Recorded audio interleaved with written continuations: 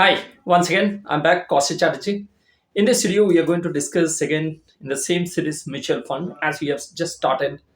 And there we are going to discuss in this video a very important discussion. Most of the people even, let's say, already started even investing mutual fund, or somebody is thinking like, I need to start even investing in mutual fund. So both of the category people, even they have a big confusion like what exactly I need to do, what would be my portfolio, how I need to start my investment, what type of investment I need to start, what exactly my goal set, what exactly the return I'm expecting, what type of investment I need to do so that it could be a long term returns, it could be a short term returns, even I can even match up with my goals, how to maintain even my investment, what kind of maintenance, what kind of like observation I need to do on my investment, and what set of investment even I'm going to do. So this is a big question. This is even everybody's mind, even somebody already started, somebody yet to start, even this is a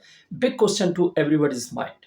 But let me tell you, before any set of investment, whether it is mutual fund, whether it is any sort of investment, even same parameters of questions, if you look out these 4 5 steps already have discussed, how to define your own goal, how to invest, even what set of investment I need to do, all this etc.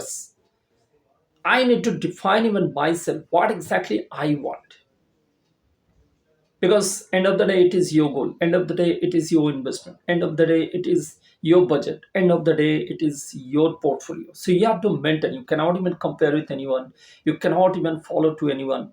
It is all as per your limit, as per your decision, as per your understanding, as per your observation, as per your limitation. You have to make even everything. But yes, again, the first and foremost thing it will come to my mind or everybody's mind, even as a layperson, even it is very, very difficult to decide whether I need to do even for a regular investment or I need to do even, let's say, a kind of one type investment. So these are very important discussion and very important even thought also in everybody's mind. So what exactly I need to start?